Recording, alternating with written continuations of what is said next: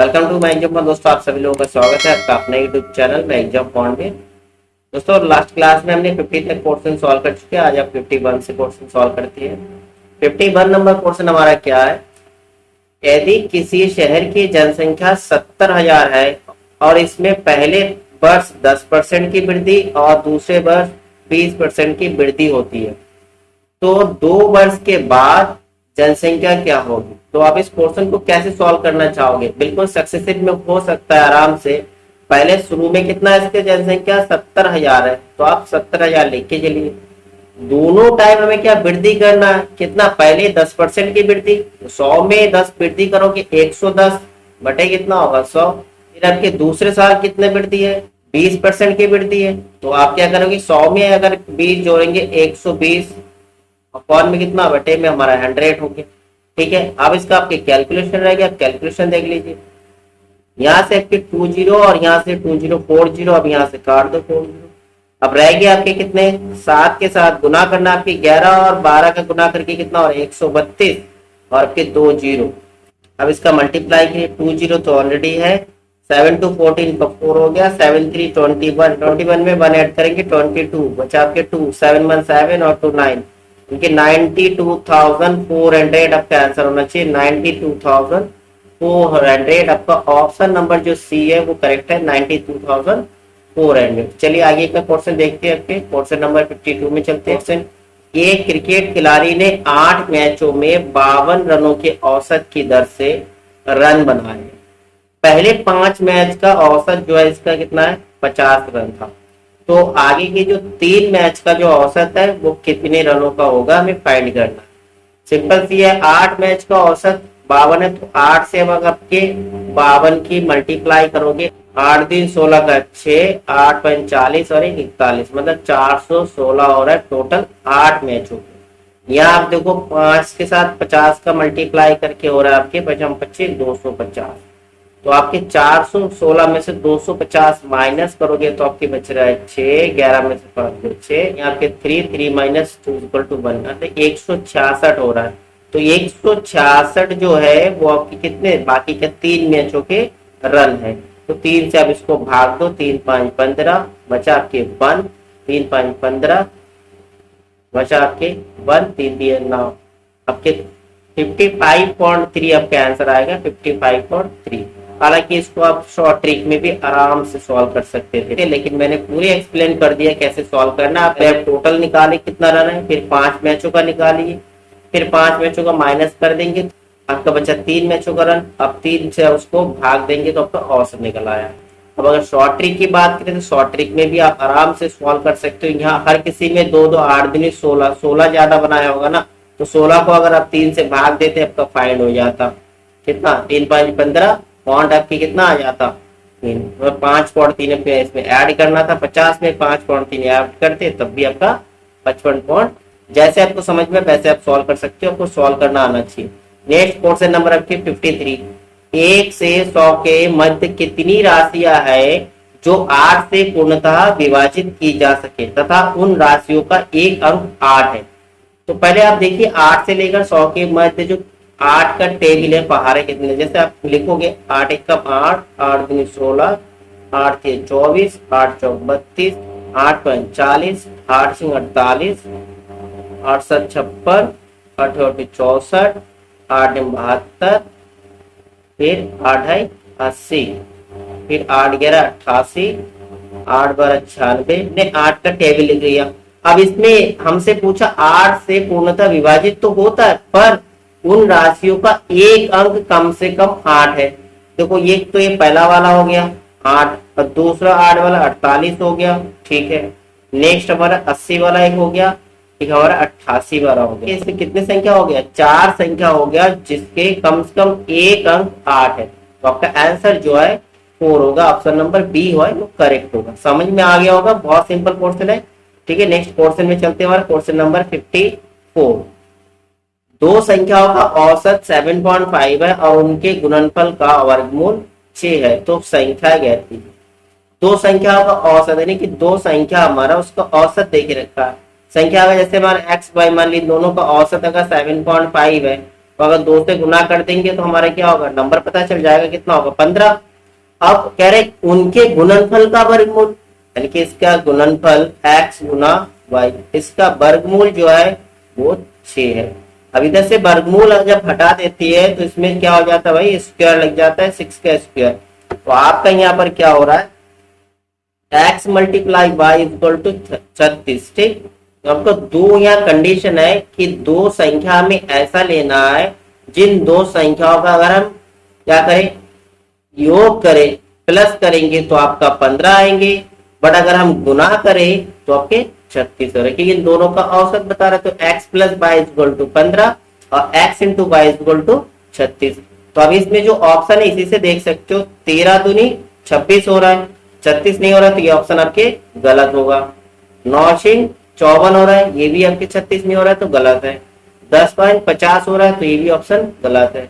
12 3 36, देखिए 36 हो रहा है, 12 और 3 को अगर ऐड करेंगे ओके 15 हो रहा है, तो आपका ऑप्शन जो है डी वो करेक्ट हुआ। ठीक है, क्लियर हो गया एक क्वेश्चन भी। चलिए नेक्स्ट क्वेश्चन देखते हैं हमारा।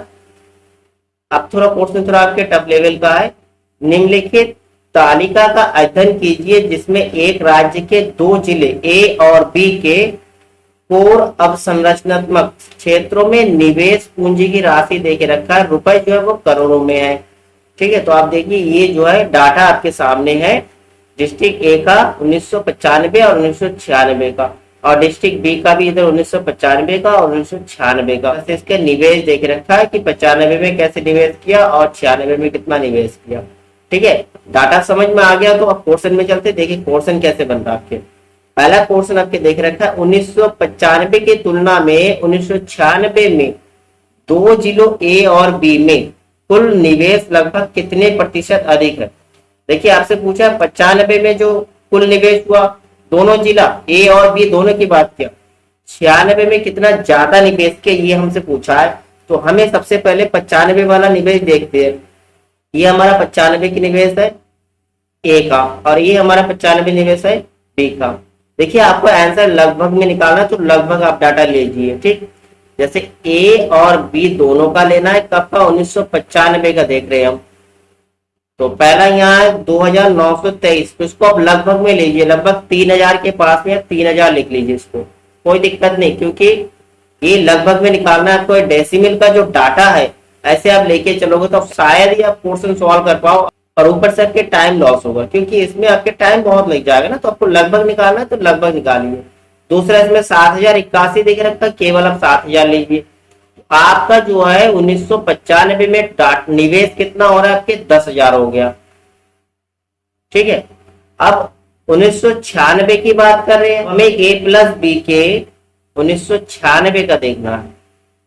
तो पहला डाटा 1996 का जो देखो 3489 है, 3489 है, तो इसको हम क्या लिखेंगे 3500 लिख सकते हैं।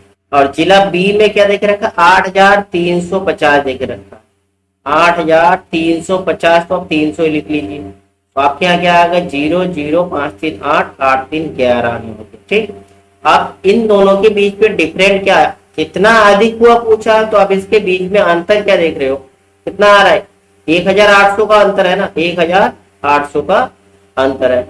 अब हमें प्रतिशत निकालना है। प्रतिशत के लिए हम क्या करते हैं, जितना अधिक या कम उसको ऊपर लिखती है। जिसके रेस्पेक्ट में पूछा है 1995 के रेस्पेक्ट में पूछा है, उसकी वैल्यू हमारा कितना है 10,000 है, तो आप 10,000 को नीचे लिखेंगे और मल्टीप्लाई में 100 करना। 0 से 0 काट देंगे, आपके 2 0 से 2 0 कट गया, तो आपके बचा कितना 18% जो है ये आपके वैल्यू रह गया 18%। तो आपका ऑप्शन जो है सी है वो करेक्ट है। दोस्तों समझ में आ जाना चाहिए, बहुत सिंपल है। देखने में आपको लग सकता है ये डाटा जो है डेसिमल में देके रखा है इसलिए टफ लग सकती है, लेकिन टफ है नहीं। आपसे पूछा 1995 की तुलना में 1996 में दोनों जिलों में निवेश का लगभग कितने प्रतिशत 96 वाला अधिक है। तो 95 का आप पहले टोटल डाटा देख लीजिए और 95 का जिला बी का भी देख लीजिए। दोनों को ऐड करने पर आपका आ रहा है कितना 3000 और 7000, 10,000 आ गया।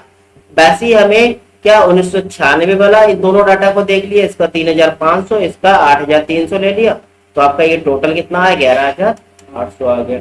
ठीक है, अब इन दोनों का माइनस करने पर आपके कितना बचा 1800। अब जिसके रिस्पेक्ट में पूछा उसकी वैल्यू को नीचे लिखना है, तो 1800 अपॉन 10,000 तो यहाँ 1800 अपॉन क्या हो जाएगा 10,000 और मल्टीप्लाई में 100 करेंगे, आपका परसेंटेज वैल्यू आ जाएगा। ठीक है, नेक्स्ट पोर्शन में चलते हैं। फिर नेक्स्ट पोर्शन हमारा, इन दो जिलों ए और बी में 1995 विद्युत और ताप ऊर्जा में कुल निवेश उसी वर्ष का समग्र समग्र मतलब टोटल निवेश का लगभग कितने प्रतिशत हुआ। अब आपसे 1995 के ए और बी के विद्युत और ताप के लिए पूछा, विद्युत और ताप ऊर्जा। तो आप विद्युत और ताप ऊर्जा का टोटल देख लीजिए कितना है। आपको 1995 वाला देखना है। 1995 का विद्युत का ये हो गया और ताप के ये हो गया। कौन से जिला का भाई, जिला ए का हो गया। और जिला बी का भी देखना, 1995 वाला ये एक हो गया और दूसरा आपके ताप वाला। ठीक है, अब हमें इनको क्या करना है, ऐड करके देखना है। तो हमें डाटा को ऐड करिए, 815, तो आप 815 लिख लीजिए। ये कितना 2065 है, 2065। ये आपके 632 तो 630 लिख लीजिए। और ये आपके 1232 तो 1230 लिख लीजिए।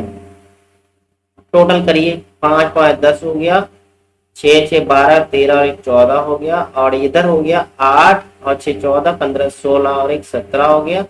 और 2 3 और 1 4 47 40 आपके आ गया टोटल। ठीक है, किसके, ताप और विद्युत का। ठीक है, अब हमसे पूछा है समग्र मतलब टोटल का लगभग कितने प्रतिशत है। अब अभी हमने 1995 वाले दोनों डाटा को ऐड किया था, यहाँ 3000 लिया था, यहाँ 7000 लिया था। टोटल कितना था, 10,000 हुआ था ना। 7000 और 3000 10,000। परसेंटेज निकालना है, सीधी बात, इस वैल्यू को ऊपर लिखेंगे आप, दूसरा वैल्यू हमारा क्या होगा नीचे लिखेंगे 10,000, जिसके रेस्पेक्ट में पूछा, मल्टीप्लाई में 100, जीरो से जीरो काटा, 2 जीरो काटा, आपकी कितना आ रहा है 47.40% आपका आंसर आएगा। तो आपका ऑप्शन कौन सा होगा, डी नंबर 47%। ठीक है, आपका आ रहा है 47.40% आपके आंसर आ रहा है। ठीक है दोस्तों, क्लियर हो गया। क्वेश्चन भी आपके बिल्कुल क्लियर हो जाना चाहिए, टफ नहीं है, खाली देखने में आपको लग रहा है कि टफ है। चलिए नेक्स्ट क्वेश्चन देखते हैं। क्वेश्चन नंबर हमारा 58। क्या पूछा आपसे, 1995 और 1996 में जिला बी में कुल निवेश उन्हीं वर्षों में जिला ए में कुल निवेश का लगभग कितने गुना है। देखिए 1995 और 1996 में जिला बी का पूछा, तो 95 और 96 इसमें जिला देखो 7081 और 8300, अप्रोक्स 15,000 अप्रोक्स ले रहा हूँ। और उन्हीं वर्षों में जिला ए की पूछे, ए में यहाँ 3000, यहाँ भी अप्रोक्स 3000 है, 6000 है। ठीक है, ये आपके हो गया जिला बी के लिए, और जिला ए के लिए आपके हो रहा है 6000। तो ये अप्रोक्स कितने गुना है, आपसे 15 बटे अगर 6 लिखोगे तो काटोगे, अप्रोक्स 2.5 गुना है। कितना, अप्रोक्स 2.5 गुना। बहुत सिंपल क्वेश्चन है, अप्रोक्स 2.5 गुना आ रहा है। तो आपका ऑप्शन क्या होगा, ए जो है ये सही होगा। ठीक है, क्योंकि मैं अप्रोक्स वैल्यू ले रहा हूँ तो लगभग में ही आंसर आएगा आपके, लगभग में, पूरा सटीक नहीं आएगा, इसमें आपसे लगभग में पूछा। ठीक है दोस्तों, क्लियर है ना, एक पॉइंट बहुत सिंपल है। नेक्स्ट क्वेश्चन देखते हैं हमारा, क्वेश्चन नंबर आपके 59। यदि जिला बी में कुल निवेश 1997 में उतनी ही वृद्धि दर को दर्शाता है जितने वृद्धि 95 से 96 तक दर्शाई थी। ओहो, फिर देखो, तो जिला बी में 1996 में कुल निवेश लगभग कितना रहा होगा।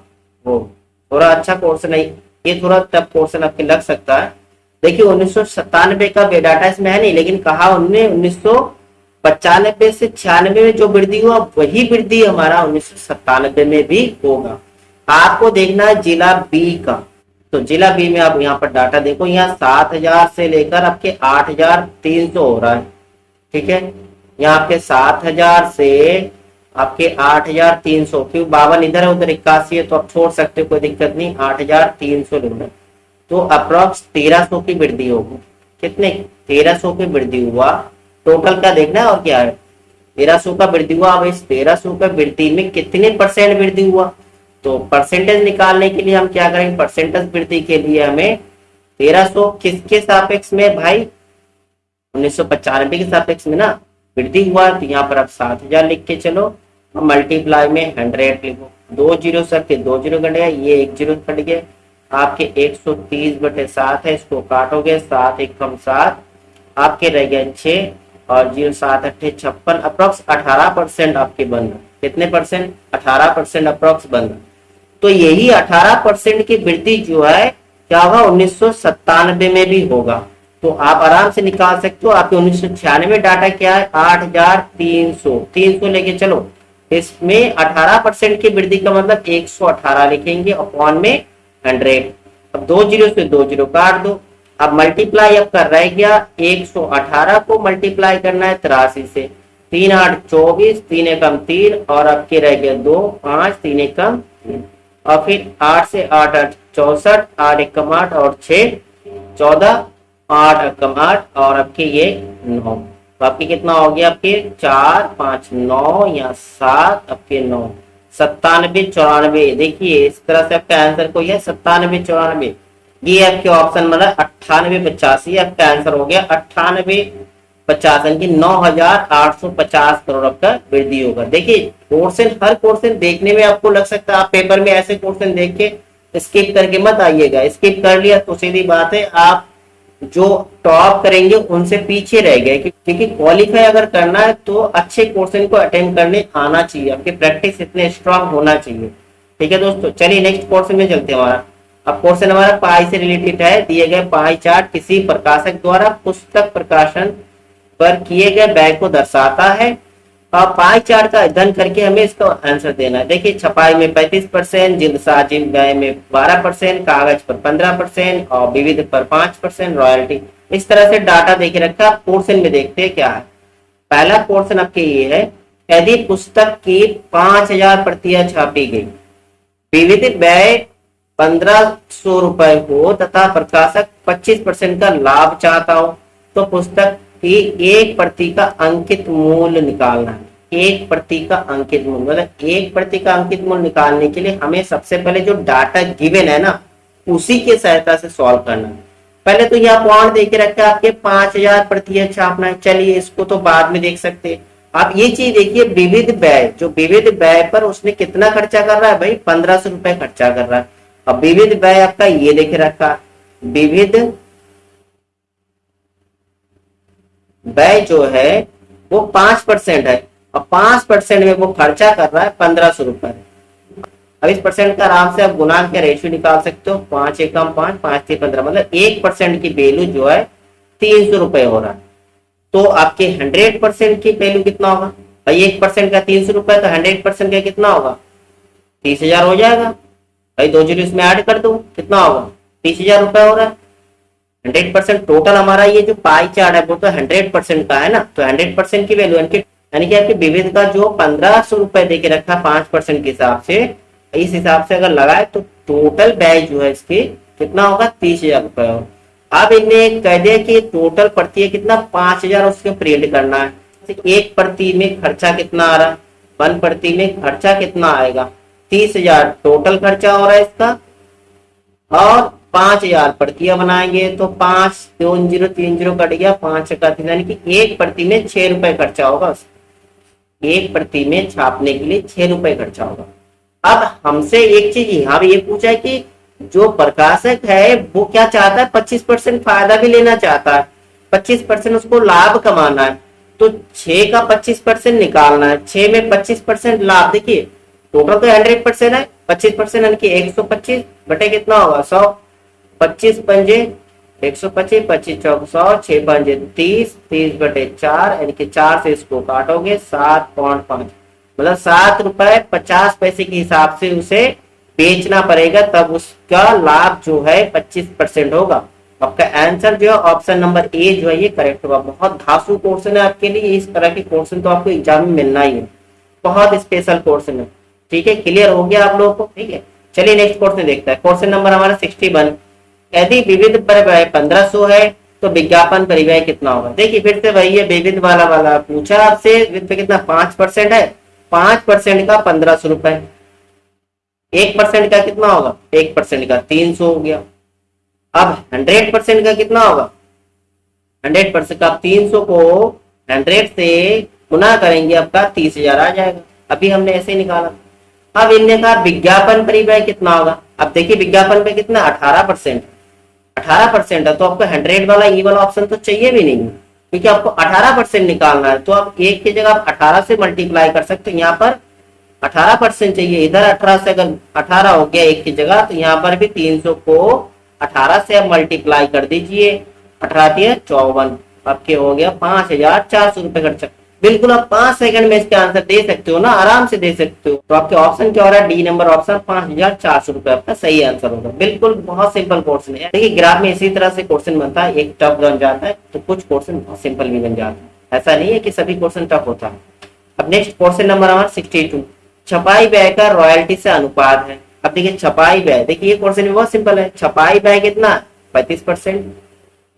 आप दूसरा रॉयल्टी, रॉयल्टी आप कितना देख रहे हो, रॉयल्टी 15%। अब इसका क्या निकालना है, रेशियो निकाल, स्टार्टिंग डायरेक्ट 5 7 35, 5 6 15, 7 अनुपात 3। देखिए इस क्वेश्चन को सॉल्व करने में कितना टाइम लेंगे, 5 सेकंड से ज्यादा तो नहीं लगेगा ना। तो ऑप्शन क्या आ रहा है, बी 7 अनुपात 3 आ जाएगा आंसर। बहुत सिंपल है। नेक्स्ट चलते क्वेश्चन में, यदि छपाई व्यय 10,500 हो तो कागज पर व्यय। अब देखिए यहाँ डाटा चेंज हो गया, अब केस में देख रखा है 35%। छपाई में छपाई व्यय जो है वो आपके देख रखा है 35%, और 35% की वैल्यू जो है 10,500 देख रहे हैं। अब यहाँ भी आप काट सकते हो, 35 से कम 35 यानी कि 1% की वैल्यू 35 थी। अब यहाँ भी आपके 300 का रेशियो आ रहा है कि नहीं आ रहा है। आपसे पूछा है कागज पर व्यय, कागज का कितना है, 15% है। अब इसमें 1 को 15 से मल्टीप्लाई करेंगे, 15% निकल जाएगा, और 300 को भी आप 15 से मल्टीप्लाई करेंगे, 15 दिया 45 यानी कि 4,500 आपका आंसर आ रहा है। बिल्कुल आराम से देखती आपका आंसर आ जाना चाहिए 4,500। ठीक है दोस्तों, ये भी सिंपल है ना, क्लियर है। नेक्स्ट क्वेश्चन हमारा 64, जिल्दसाजी परिवहन के लिए त्रिज्या खंड के केंद्रीय कोण का माप। अब से कोण पूछा है, केंद्रीय कोण। अब देखिए जिल्दसाजी कितना है आपके, 12% देके रखा है। ठीक है, जिल्दसाजी में परिवहन आपके 12% है। 12% को हमें डिग्री में निकालना है। देखिए ये पूरा जो पाई है वो 100% होता है, और 100% जो है आपके 360 डिग्री के बराबर है कि नहीं। 100% और एक पूरा तो पूरा एक कंप्लीट एंगल हो रहा है 360 डिग्री। तो आपके 1% की वैल्यू क्या होगा, 1% की वैल्यू होगा 360 बटे 100 होगा कि नहीं। ये 100 इसको अपॉन में ले आओ। अब आपको यहाँ पर 12% का निकालना है, तो आप 12% का निकालना चाहते हो तो 360 बटे 100, तो इसको 12 से मल्टीप्लाई कर दो, 1 0 से 1 0 काट दो। अब 12 से 36 को मल्टीप्लाई करेंगे, दीजिए 12 से 72, 12 3 36, 36 और आपके 7 कितना हो जाएगा आपके 43, और अपॉन में आपके 10 है, 1 0 काट दोगे, आपको 43.2 डिग्री आपके आंसर आना चाहिए। देखिए अब ऑप्शन है 43.2 डिग्री, आपका ऑप्शन नंबर जो है सी करेक्ट हो गया। समझ में आ गया ये क्वेश्चन। देखिए आपको किसी तरह से इसका फार्मूला लर्न मत करिए, कई कोचिंग वाले इसका होते हैं इसका फार्मूला लर्न कराते हैं। आप फार्मूले में बिल्कुल मत जाइएगा, आप फार्मूले में बिल्कुल मत जाइए। आपको ये पता होना चाहिए ना 100% जो है 360 डिग्री, अब जितने परसेंटेज को निकालना तो उस टाइम हमें 100 नीचे आ जाएगा। जब अगर डिग्री वाला चेंज करना है तो इधर आप 100/360 कर देंगे। बिल्कुल सिंपल है। ठीक है, अगर आपको क्लियर नहीं तो 2-3 बार घर बैठे प्रैक्टिस कर लीजिए, हो जाएगा। फार्मूले मत लर्न करिए। ठीक है, नेक्स्ट पोर्शन हमारा नेक्स्ट पोर्शन भी हमारा ग्राफ से संबंधित है। निर्देश देख रखा है, प्रश्न संख्या 65 से लेकर 69 के 5 क्वेश्चन जो है। निम्नलिखित प्रश्न के उत्तर देने के लिए आपका ध्यानपूर्वक अध्ययन कीजिए। विभिन्न शहरों से कॉमन एडमिशन टेस्ट की कैट में बैठने के लिए उम्मीदवारों की संख्या लाखों में देके रखा है। ठीक है, अब हमको इस डाटा से क्वेश्चन सॉल्व करना है। देखिए इस साइड में जो उम्मीदवारों की संख्या, इधर हमारा शहर है ABCDE आप तरह के। जैसे ए का डाटा क्या आपके 25 और 30 के बीच में क्या होगा 27.5 होगा। बी का डाटा कितना आपके 32 से तो ज्यादा तो 32.5 हो रहा है। सी में आपके 25 है। ये जो डाटा इनके 25 लाख यानी कि आपका ये 25 लाख क्योंकि लाखों में देके रखा डाटा ना। चलिए क्वेश्चन देखते हैं, समझ में आ जाएगा आप लोगों को। पहला क्वेश्चन आपका है, शहर बी से कैट में बैठने वाले उम्मीदवारों की संख्या शहर ई से कैट में बैठने वाले उम्मीदवारों की संख्या का लगभग कितने प्रतिशत है। तो आप देखिए शहर बी में हमारा उम्मीदवार कितने हैं कैट में बैठने वाले, ये शहर बी है। इसमें आप क्या है 32.5, 32.5 लाख। अब लाख मत लीजिए, डाटा ही लीजिए खाली। और शहर ई में कैट में बैठने वाले, शहर ई ये है, इसमें कितने आपके 22.5। ठीक है, आपसे पूछा क्या है, बैठने वाले उम्मीदवारों की संख्या का लगभग कितने प्रतिशत। इसमें अधिक कम नहीं पूछा है आपसे, अगर अधिक या कम पूछते आप माइनस कर सकते थे, लेकिन आपसे पूछा यहाँ उम्मीदवारों की संख्या का लगभग उस संख्या का कितने प्रतिशत है। ठीक है, यानी कि ई के रेस्पेक्ट में पूछा है हमसे, तो हमारा जो उसकी परसेंटेज कितना है, तो पहले हमारा बी के वैल्यू रखना है 32.5, इसके नीचे आप रखोगे 22.5। परसेंटेज पूछा है ना, 100 से मल्टीप्लाई।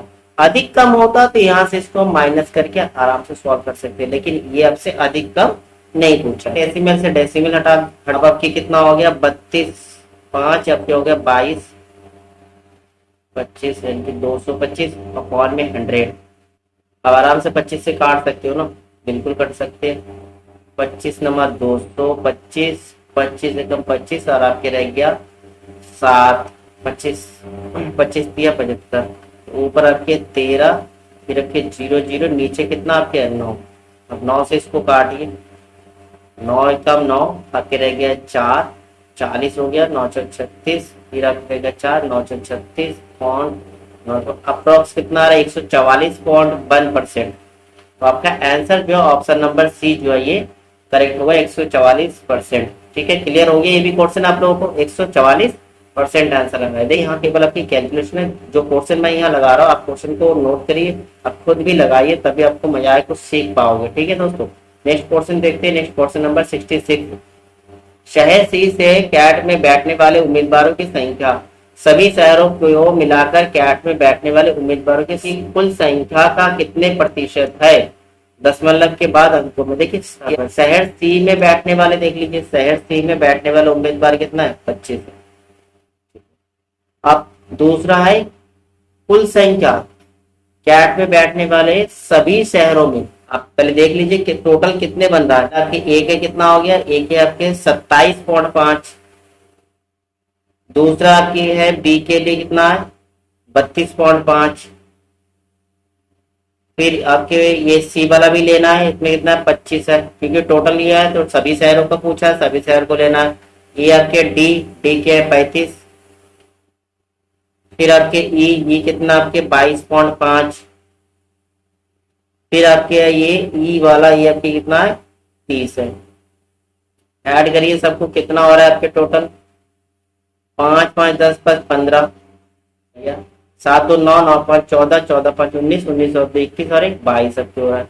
यहाँ पर 5 5 10 5 15 और 2 17, 172.5 हो। ठीक है, अब आपके पास डाटा आ गया। अब आपसे पूछा क्या है कि सी का जो परसेंटेज पूछा कितने प्रतिशत है सभी के साथ, तो आप बिल्कुल निकाल सकते हो परसेंटेज वैल्यू। सी के कितना है 25, आपको ऊपर रखना है, टोटल वैल्यू कितना है 172.5 है, और मल्टीप्लाई आपको 100 से करना है। अब ये डेसिमल हटाया, ऊपर 0 बनाया, ठीक, काटो 25 से कम 25, फिर 25 सत्ते 25 छक्का 150, आपके बचे कितना 22 और 25 9 75, ऊपर आप मल्टीप्लाई करिए हैंड के साथ, 100 का मल्टीप्लाई 1000, 1000 हो गया, और डिवाइड हमारा 69 से डिवाइड करना आपको दिक्कत लग रहा है क्योंकि आपसे लगभग पूछे, तो 1000 को आप डिवाइड करेंगे 70 से, एक जीरो से एक जीरो काट दो, आप 7 से डिवाइड करो, 7 एक कम 7, आपके बचे 3 बचा 30, 7 चौक 28, फिर आपके कितना रह गया 2, फिर 20 हो गया, 7 दूनी 14, फिर 6 7 8 56। ठीक है, अप्रोक्स आपके 0.28 आ रहा है, तो 14.28, अब 14 वाला ऑप्शन आपके डी दिख रहा है, 14.49 आपका ये आपका आंसर है। ठीक है, क्वेश्चन नंबर आपका 67, सभी शहरों से मिलकर कैट में बैठने वाले उम्मीदवारों की औसत संख्या कितनी है। आप आपसे औसत पूछिए, पहले हम औसत कैसे निकालते हैं, औसत का फार्मूला आप लोगों को पता है, फार्मूला क्या लिखा है, क्योंकि अब तो प्रैक्टिस सेट कर रहे, क्या होता है पदों का योग और नीचे क्या होता है पदों की संख्या। तो सिंपल सी है, हमें यहाँ पदों का जो योग है अभी हमने किया था, देखिए डाटा को ध्यान रखना पड़ता है, अभी हमने डाटा किया था, इसका टोटल किया था 172.5 आ रहा, 172.5 है। अब इसमें कितने शहर है भाई, 1 2 3 4 5 6 है ना, तो 6 इसको आप भाग देंगे तो आपका एवरेज निकल जाएगा। 6 से भाग दो, 6 टू 12 बचे 5 52, 6 8 48, आप 6 7 42, आपके बचे 3 30 हो जाएगा, 6 5 35 28 75 आ जाएगा। क्योंकि डेसिमल मैं इसलिए नहीं ले रहा हूँ क्योंकि आपको लाखों में रखा है, इसलिए आपको डेसिमल देखना ही नहीं है, ठीक है। 28 75 आपके आंसर आना चाहिए। तो आप देखिए 28 75 ऑप्शन कौन सा आ रहा है, ऑप्शन नंबर जो डी है ये आपके करेक्ट है, यानी कि आपके 28,75,000 बच्चे जो है इसका औसत आ जाएगा, ठीक है। नेक्स्ट पोर्शन में चलते हैं। नेक्स्ट पोर्शन नंबर हमारा 68 है। शहर ए से कैट में बैठने वाले उम्मीदवारों का शहर एफ के उम्मीदवारों से क्रमशः अनुपात। देखिए हर क्वेश्चन टफ नहीं होता है ना, मैंने कहा ना एक क्वेश्चन बहुत सिंपल है। आपके शहर ए में बैठने वाले कितना है आपके 27.5 है ना, 27.5। और एफ की बात की, शहर एफ एफ कितना आपके इसमें 30 है, इसका अनुपात पूछा, ठीक है। तो 30 है। अब यहाँ पर ये डेसिमल हटाओगे तो इधर एक 0 बढ़ जाएगा। अब 25 से कट जाए, 25 से कम 25, आपके बचे कितना 2, 25 से कम 25, और यहाँ पर क्या 25 से कम 25 बचा आपके 5, 25 दूनी 50, आपके 11:12 आपका आंसर आएगा। ऑप्शन नंबर ए जो है वो करेक्ट होगा, ठीक है। क्लियर है ना, कुछ क्वेश्चन सिंपल भी होता है ना, हर क्वेश्चन एक जैसा नहीं होगा। आपके क्वेश्चन नंबर 69 देखते हैं। ऐसे कितने शहर है जिनसे कैट में बैठने वाले उम्मीदवारों की संख्या सभी शहरों में मिलाकर कैट में बैठने वाले उम्मीदवारों की औसत संख्या से कम है। देखिए इसका भी आंसर आप पिछले डाटा से निकाल सकते हो। इसमें पूछा कितने ऐसे शहर है जिसमें कैट में बैठने वाले जो संख्या है वो जो है औसत से भी कम है। आपका औसत क्या आया था 2875 आया था ना, यानी कि 28.7 है अप्रोक्स, ठीक। इससे जो कम वो शहर हमें देखना है कितने हैं। अब 28 से नीचे देख लो, ये तो हमारा ई वाला आ गया आपकी कितना 22.5, ये आपकी 25 वाला हो गया, थर्ड आपकी है 27.5 और बाकी सब 28 से ऊपर है, ठीक है। तो नहीं आपके कितने शहर हो गए, 3 शहर हो गए। आप देख के आराम से आंसर दे सकते हो, ठीक है। सॉल्व करने की कोई जरूरत ही नहीं है। कितने शहर, 3 शहर जो है औसत से भी कम है, ठीक है। चलते हैं नेक्स्ट क्वेश्चन, ये भी आपके ग्राफ से संबंधित है। निम्न सारणी 7 कॉलेजों के छात्रों की संख्या दर्शाती है, पाठ्येतर क्रियाकलापों में भाग लेती है। सारणी को पढ़े और प्रश्नों का उत्तर दे। इधर हमारा करिकुलर है, ये कॉलेज एक्टिविटी, ये हमारा करिकुलर है, ठीक है। आपके 1 2 3 4 आपके है, ये आपके college A B C D E F G है, ठीक है। इनमें एक्टिविटी होता है तो इसकी संख्या देके रखा है। देखने में आपको लग रहा है ये भी डाटा टफ है, लेकिन ऐसा कुछ नहीं है। आप देखिए कोर्स से देखिए। क्रियाकलाप 4 में आपको ये 4 वाला पूछा है, छात्रों की संख्या के परिसर रेंज। आपको ये चीज पता होना चाहिए, रेंज क्या होता है, maximum value minus minimum value, उसको हम क्या बोलते हैं, रेंज। और क्रियाकलाप 3 में छात्रों की औसत संख्या प्रति कॉलेज का अंतर पूछ। देखिए आप सबसे पहले क्रियाकलाप 4 के जो है रेंज निकाल लीजिए। इस लाइन पे आप देखिए मैक्सिमम वैल्यू और मिनिमम वैल्यू, तो मैक्सिमम वैल्यू आपकी कितना 438 दिख रहा है और मिनिमम वैल्यू आपकी 105 है। अब ये माइनस कर देंगे, आपका ये रेंज निकल जाएगा। आपकी कितना हो गया 3 3 और आपके यहाँ हो गया 4 में से 3, 333, ये आपके रेंज निकल गया, परिसर जिसे बोलेंगे आपका। फिर आपसे पूछा है कि क्रियाकलाप 3 की औसत निकालना है। ये क्रियाकलाप 3 है, इसकी औसत निकालना है। औसत के लिए हमें क्या करना पड़ेगा दोस्तों, सबसे पहले सभी नंबरों का ऐड करना पड़ेगा ना, जोड़ना पड़ेगा। पहले 65, 130, 420, फिर देखे रखा 75, फिर देखे रखा 540, फिर आपके 220, फिर आपके 153, सबको ऐड करिए आप। 5 5 10 और 3 13, फिर 6 3 9 9 2 11 11 और 7 18 18 और 4 22 22 और 2 24 24 और 5 आपके हो गया 29 और यहाँ आपके 1 कैरी था, कितना हो गया 30। आपके इधर कितना हो गया 5 5 10 और 3 13 13 और आपके इधर 3 बचे थे 16, ठीक है। तो 1603 आ रहा है, तो आप इसको अप्रॉक्स 1600 लेके चल सकते हो, 1600, ठीक है। अब आपके कॉलेज कितना है, देखिए A B C D E F G, यानी कि आपके 7 कॉलेज हो गए, तो 7 से भाग देंगे औसत निकल आएगा ना। 7 से भाग दो, 7 दूनी 14, 2 बचे 7 दूनी 14, फिर आपके 6 7 8 56, 60 के उसके बाद 4 7 5 35, मतलब 228 आ रहा है आपको, कितना 228।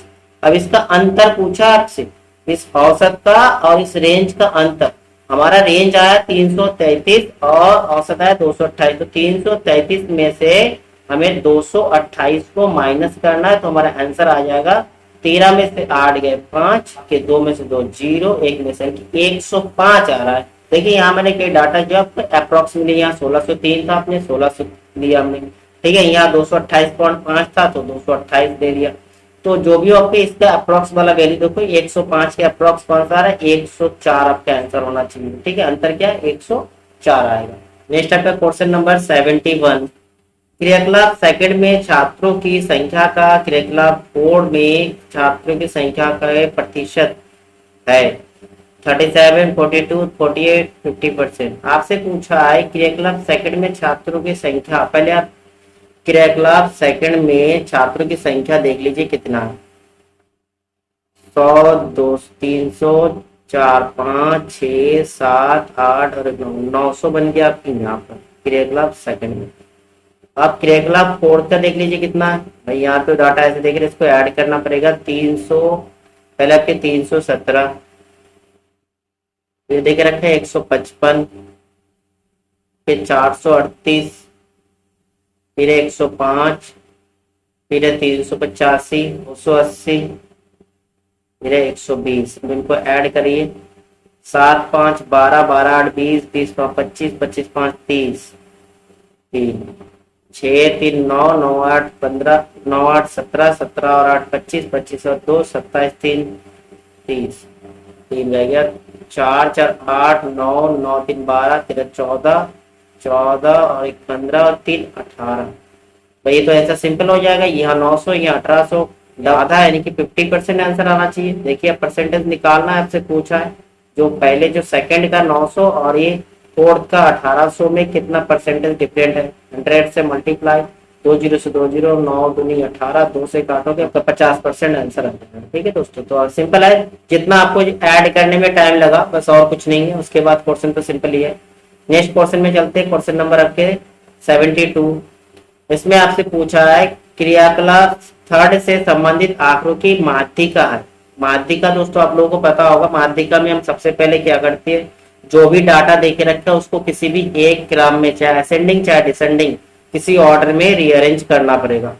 तो आप क्रियाकलाप सेकंड में देख लो, इसमें अब इस डाटा को रीअरेंज करना, जैसे मैं आरोही क्रम यानी कि असेंडिंग में करना चाह रहा हूँ, तो सबसे पहले छोटी डाटा लेंगे, आपकी कितना 65 है। उसके बाद सेकंड डाटा आपको दिख रहा है 75 है, ठीक है। उसके बाद एक 75 है, इसी लाइन पे देखना है, ठीक है। फिर आपका नेक्स्ट क्या आएगा 130, फिर 153, फिर आपके आ रहा है 220, फिर आपका होना चाहिए 420, फिर 540, ठीक है। और यहाँ टर्म कितना होगा 1, 2, 3, 4, 5, 6, 7 यानी कि n इक्वल्स टू 7 हो गया। तो माध्यिका निकालने का फार्मूला क्या होता है, जब विषम संख्या होता है, क्योंकि 7 हमारा विषम है कि n+1/2 बापद। तो अब सिंपल है, यहाँ आपके 7+1/2 हो जाएगा बापद। तो आपके कितना आ जाए 7 और 1 कितना आ गया 8/2। अब काटोगे यानी कि 4, 4वां पद कौन सा आपके दिख रहा है। अब इसमें देखो 4वां पद कौन सा है, ये आपके 65 फर्स्ट, सेकंड, थर्ड, फोर्थ आपके आ रहा है 153 आपका आंसर होगा। ऑप्शन नंबर सी जो है वो आपका करेक्ट आंसर है, ठीक है दोस्तों। नेक्स्ट क्वेश्चन में चलते हैं, क्वेश्चन नंबर आपके 73। वह कॉलेज कौन सा है जिसमें छात्रों की सबसे कम संख्या पाठ्येतर क्रियाकलाप में हिस्सा लेती है। सबसे कम संख्या कौन से कॉलेज में, तो अब इस डाटा को एक बार देख लीजिए। सबसे कम 2, 3 और 3, 6 लगभग 700 के करीब है। 3, 2, 5, 6, 7 ये भी 700, 700, 750 के करीब है। 5, 2, 7 और 8 हमारा 1500, ये तो बहुत ज्यादा है, इसको देखना ही नहीं है। 1, 1, 2, 2, 3, 380 आपके इसमें बन रहा है। 4 और 1 5, 5, 5, 10, 10, 3, 11, 4 और 5, 5, 5, 10, 3, 13, ये तो भाई बन रहा है, इसको भी छोड़ दीजिए। कम वाला पूछा है 3 और 1 4, 2, 5, ये भी देखना क्या भाई 200, 300, 400, 500, इसमें भी आपके करीब 5, 550 बन रहा है। तो आपका जो कॉलेज डी है इसमें सबसे कम है 380 बच्चे है। तो आपका ऑप्शन जो है ए करेक्ट होगा 380। नेक्स्ट क्वेश्चन में देखते हैं, नेक्स्ट क्वेश्चन नंबर आपके 74। क्रियाकलाप सेकंड तथा फर्स्ट में छात्रों की कुल संख्या का अनुपात क्रियाकलाप सेकंड और फर्स्ट का कुल संख्या। तो सेकंड में आप देखो कितने बच्चे हैं, देख लीजिए 200 और एक 300 यहाँ पर हो गया, 300 यहाँ पर 600 और यहाँ पर 200 हो गया 800 और एक 900 की यहाँ हो गया। और क्रियाकलाप फर्स्ट में देख लीजिए 200 और ये 300 500 500 1000, फिर 1100 और 400 1500 15 300 1800 1800 और 200 2000। तो आपसे सेकंड के अनुपात फर्स्ट में पूछा है, तो आपका सेकंड का कितना आया 900 और फर्स्ट का कितना है 2000। 20 से 20 काट दो तो 9:20 आपका आंसर आना चाहिए। ऑप्शन नंबर जो बी है वो आपका करेक्ट है, बिल्कुल सिंपल है ना। नेक्स्ट क्वेश्चन नंबर आपका 75। क्या पूछा आपसे, कॉलेज ए के क्रियाकलाप सेकंड तथा कॉलेज एफ के क्रियाकलाप फोर्थ के बीच का अंतर। तो कॉलेज ए में देखना है क्रियाकलाप सेकंड, ये आपका कॉलेज ए है, क्रियाकलाप सेकंड की बात कर रहे हैं, ये आपके 100, ए में आपका 100 होगा। फिर आपके कॉलेज एफ का फोर्थ पूछा है, कॉलेज आपका एफ ये हो गया, इसका फोर्थ आपका कितना है 280, कॉलेज एफ का 280। इसके बीच का अंतर पूछा है, तो अंतर आप देखो 280 में से 100 आप माइनस करोगे तो 180 आपका आंसर होगा, बिल्कुल सिंपल है ना। तो आपका ऑप्शन जो है डी है करेक्ट होगा 180। ठीक है दोस्तों, तो ये था हमारा मैथ का जितना क्वेश्चन बन रहा था ये हमने करा दिया। आगे हम इंग्लिश और हिंदी से संबंधित क्वेश्चन रहेंगे वो देखते हैं। ठीक, question number 76। Find out which part of the sentence has an error. हमें वही पार्ट ढूंढना है सेंटेंस में जो गलत दे के रखा है, and corresponding to appropriate letter A B C जो दे के रखा है, यानी कि हमें जो ऑप्शन दे के रखा है ABCD उसी में सबको चूज करना है। If there is no error, अगर कोई गलत नहीं है तो करॉस्पॉन्डिंग टू डी, तो हमें डी ऑप्शन लेना है। फिर सेंटेंस देखते हैं, सेंटेंस क्या है, sometimes I get angry on her.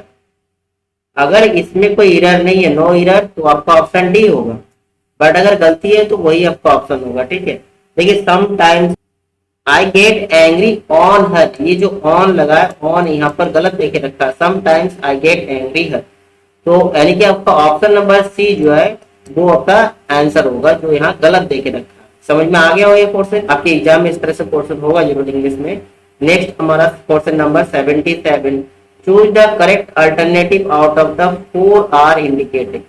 ठीक है, इसमें अल्टरनेटिव ढूंढना है, ये जो 4 ऑप्शन देख रखा है इस सेंटेंस में उसके अल्टरनेटिव क्या है, यानी कि फिल इन द ब्लैंक्स भी आप बोल सकते हैं इसके लिए। तो आप सेंटेंस को देखिए, he is always angry his children.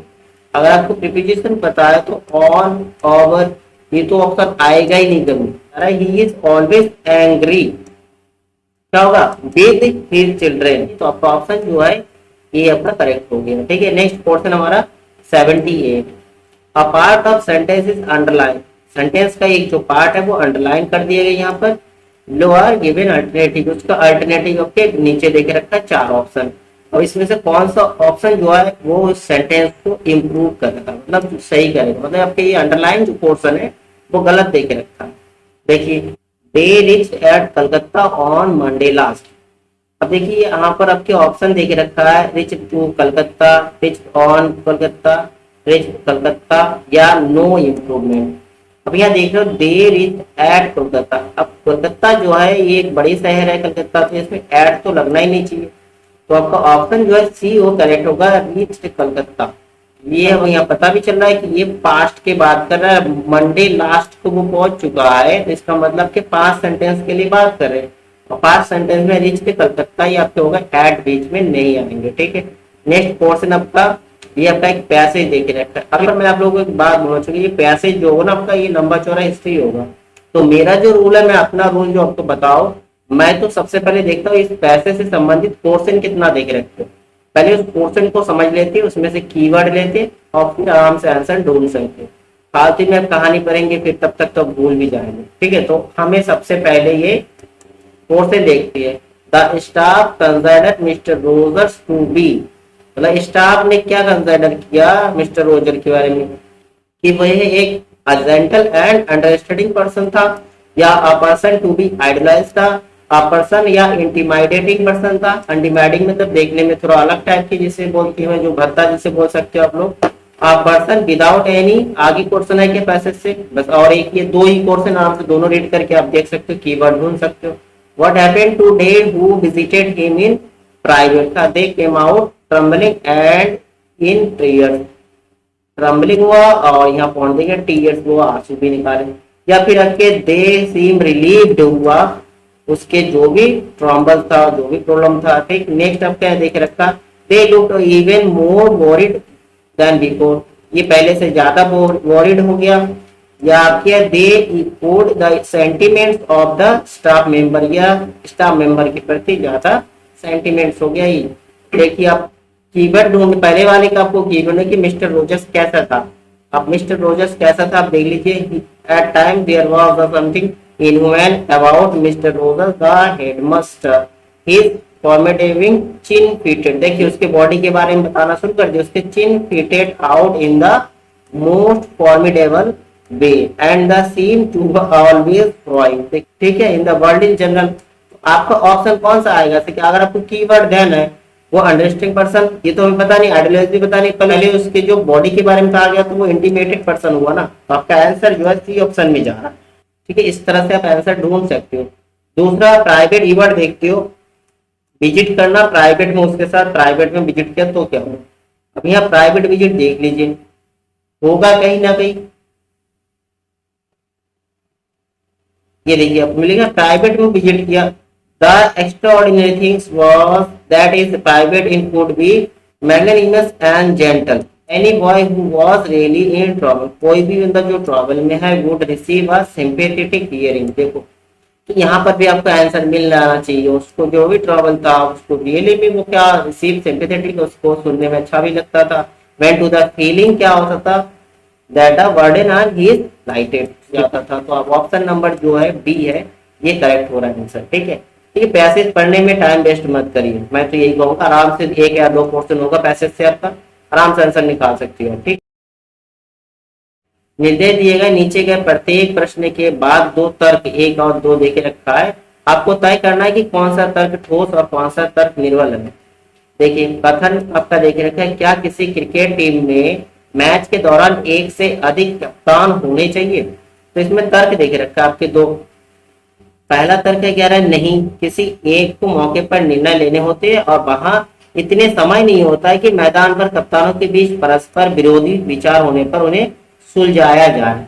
या दूसरा ऑप्शन हाँ में कह रहा है, निर्णय लेने से पहले किसी निर्णय तक पहुंचने के लिए एक से अधिक मस्तिष्कों का होना हमेशा के लिए बेहतर होता है।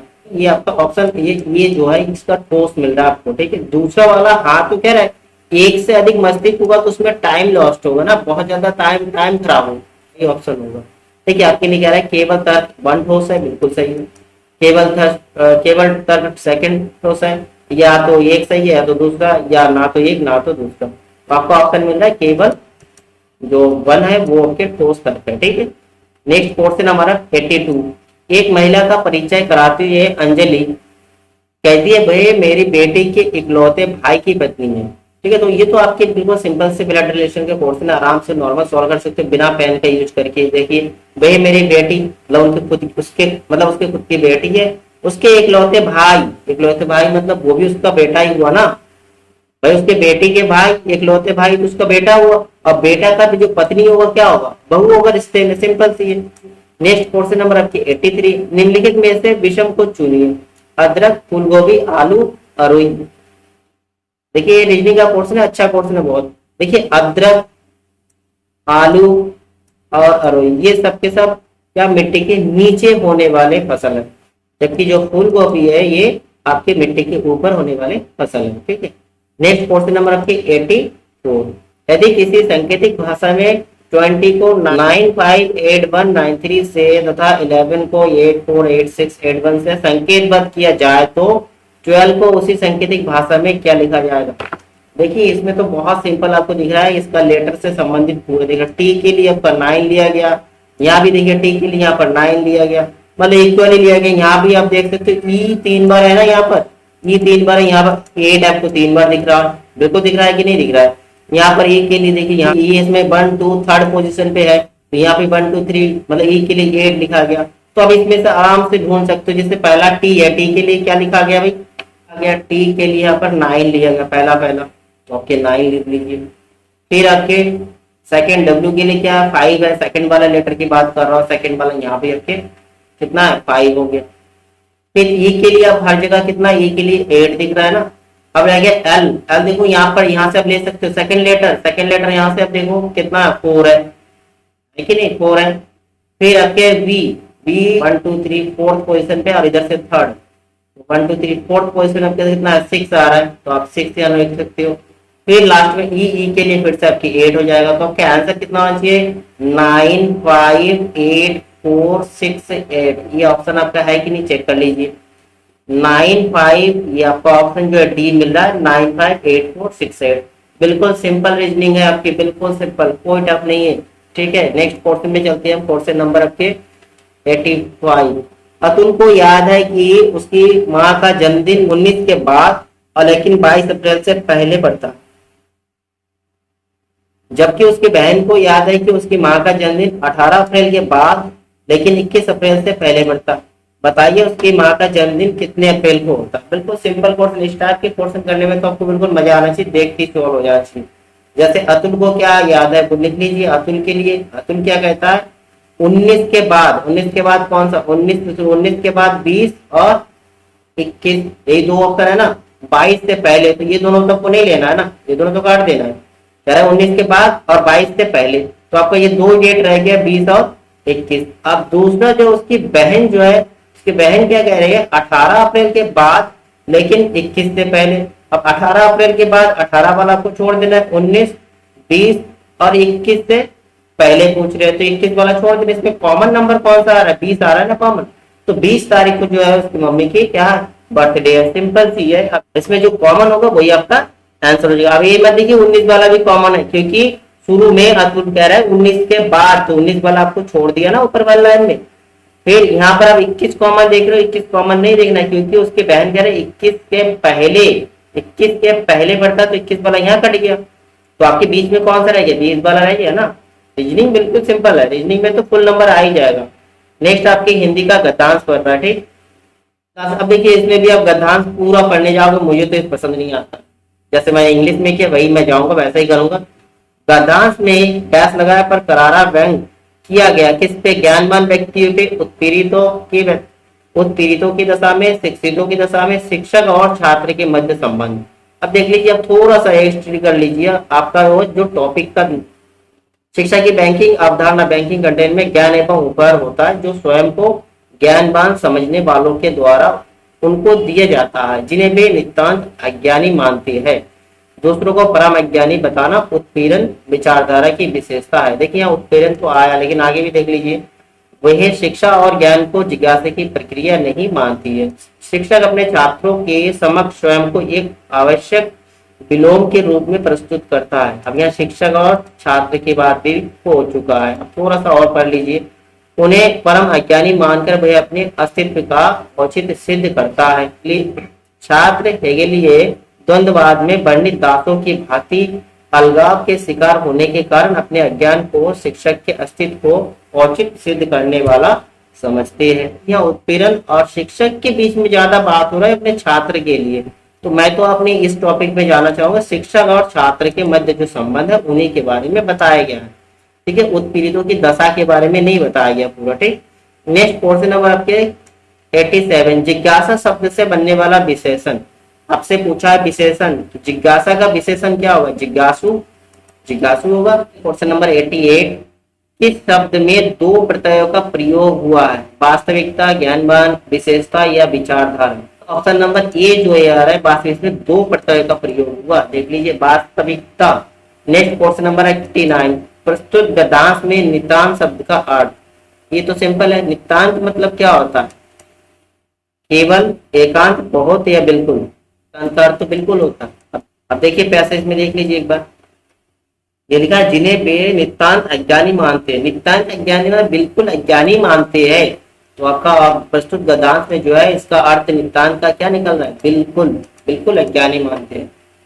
नेक्स्ट आपका 90 नंबर, यहाँ पहले ही खाली स्थान देखे रखा है। उन्हें परम अज्ञानी मानकर वह अपने अस्तित्व का औचित्य सिद्ध करता है। एकांकी शब्द की जगह किस शब्द का प्रयोग होगा, तो आपको यहाँ देखिए प्रमाणित, उन्हें परम अज्ञानी मानकर वह अपने अस्तित्व का औचित्य सिद्ध करता है। Question number 91। सज्जन का सही संधि विच्छेद क्या है, सज्जन तो क्या होगा, सत प्लस जन होना चाहिए, सत प्लस जन हुआ सज्जन। नेक्स्ट क्वेश्चन नंबर 92, पर्यायवाची की दृष्टि से असंगत शब्द समूह का चयन करें। देखिए दृग, लोचन, नेत्र, नयन, ये बिल्कुल सही है, एक ही ग्रुप के। अमृत फल, पिक वल्लभ, रसाल, आम्र, ये भी बिल्कुल एक ही ग्रुप के है ना, बिल्कुल सबके पर्यायवाची है। पुंडरिक, सरसिक, कोकनाद, नलिन, नलिन, कोकनाद, ये तो गलत लग रहा है, तो ये गलत होगा। हेम, देवद्रुत, अनंग, देखिए हेम, अनंग, तनाया, ये सबके पर्यायवाची है हेम के, ठीक है। तो आपका ऑप्शन नंबर जो है सी होना चाहिए, क्योंकि देखिए पुंडरिक, सरस, कोकनाद, ये सब आपके कमल के पर्यायवाची है, जबकि नलिन जो है आपके कमल के पर्यायवाची नहीं है, जबकि नलिन मतलब होता है नर्स, ठीक है। नेक्स्ट कोर्स में चलते हैं, क्वेश्चन नंबर आपके 93, निम्नलिखित रचनाओं को उनके साहित्य की विधा के साथ सुमेलित करके सही उत्तर चिन्हित करें। तो दोस्तों निर्मला जो है ये आपके मुंशी प्रेमचंद की लिखी हुई है, क्या है, उपन्यास है। चिता के फूल, अगर आपकी इसमें डाउट है कोई बात नहीं, जो आता है वो आप देख लीजिए। जैसे ये है कफन, कफन कहानी आपने कहा मुंशी प्रेमचंद की, ये कफन क्या कहानी है। भारत दुर्दशा, भारतेंदु हरिश्चंद्र जी के नाटक है आपके। लास्ट में आपका ये जो है चिता के फूल आपको नहीं आता, तो आपका ये थर्ड वाला हो रहा है। तो आपका ऑप्शन क्या बन रहा है, 4, फिर 3, फिर आपके बन रहा है कितना 2, 1, 4, 3, 2, 1 ऑप्शन आपका देख लीजिए है कोई, बिल्कुल है। ऑप्शन नंबर डी जो है ये आपका करेक्ट हो गया। नेक्स्ट क्वेश्चन आपके 94, तामसिक का विलोम क्या होगा, सात्विक, अभय, दृढ़ या समिस। देखिए बहुत सिंपल है, तामसिक, तामसिक का विलोम क्या होगा, सात्विक होगा, सिंपल सी है, बहुत इंपॉर्टेंट है और अच्छा क्वेश्चन भी है। क्वेश्चन नंबर आपके 95, सही विकल्प का चयन करें जो वाक्यांशों के लिए एक शब्द है, आदि से अंत तक। देखिए आदि से अंत तक, बहुत अच्छा क्वेश्चन। अनादि, आदोपद, समकालीन या समीचीन।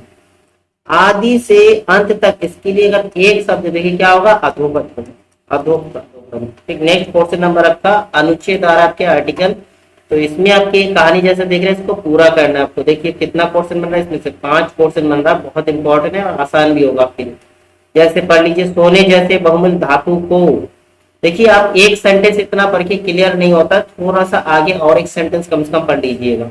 सोने जैसे बहुमूल्य धातु को में पूरे संयम से तब तक तपाया जाता है जब तक उसकी खोट। देखिए तपाया जाता है, किस में तपाया जाता है वो ऑप्शन लिख लीजिए, पानी में, हवा में, पृथ्वी में, आग में। भाई तपाना किस में तपाएंगे, आग में। आगे आता है एक आंसर। अब देखिए जब तक उसकी खोट ना हो जाए या वह जलकर भस्म ना बन जाए। सेकंड यहाँ पर फिर क्या होगा, ऑप्शन देख लीजिए संकेतिक में, मिल, वर्षा, हट या अलग। कौन सा लोग या देखो, जब तक उसकी खोट मिल ना हो जाए, ऐसा तो नहीं हो सकता, अलग ना हो जाए वह जलकर भस्म ना बन जाए। तो आपका ऑप्शन होना चाहिए अलग। अब देख लीजिए अलग का ऑप्शन आपके डी नंबर जो आ रहा है, जब तक वह अलग ना हो जाए और भस्म ना हो जाए। इसलिए हमें भी स्वर्ण की तरह होकर बाहर निकलने के लिए, स्वर्ण की तरह क्या होना चाहिए, ऑप्शन देख लीजिए, स्वर्ण की तरह बुरा होना चाहिए, अशुद्ध होना चाहिए, शुद्ध होना चाहिए, ठंडा। ये तो सिंपल है, स्वर्ण की तरह, स्वर्ण क्या होता है, गोल्ड भाई शुद्ध होता है ना, स्वर्ण की तरह शुद्ध होकर, आगे देखिए, शुद्ध होकर बाहर निकलने के लिए अपने में ज्वाला को हर समय, अपने में क्या, अपने हृदय, पैर, हाथ, अपने किस में भाई, अपने पैर में छोड़ना, अपने हाथ में छोड़ना, अपने हृदय में, अपने हृदय में की ज्वाला को हर समय प्रज्वलित रखनी चाहिए। जीवन की आकांक्षाओं के बहते हुए प्रवाह को रोह का बांध बना लेने पर जीवन कई गुना बढ़ जाता है। क्या बढ़ जाता है जीवन भाई, आपका मृत्यु, शक्ति, रोग या भोग, आपका शक्ति बढ़ जाएगा ना, क्या बढ़ेंगे, शक्ति बढ़ जाएंगे। ठीक है, समझ में आ गया दोस्तों, क्लियर है ना। तो ये दोस्तों आपका पहला सेट था प्रैक्टिस सेट का। उम्मीद है कि आप लोगों को क्लास अच्छा लगा होगा और इसी तरह से आपको क्वेश्चन पेपर में भी सेम ऐसे देखने को मिलेंगे। तो दोस्तों क्लास अगर अच्छा लगा तो लाइक और शेयर करना ना भूलिएगा। और उम्मीद है कि आप लोगों की प्रैक्टिस भी अच्छा ही चल रहा होगा, आप क्वालिफाई जरूर करेंगे, तैयारी अगर अच्छी है तो। ठीक है दोस्तों, फिर नेक्स्ट क्लास में मिलते हैं, तब तक के लिए दोस्तों जय हिंद एंड थैंक यू दोस्तों।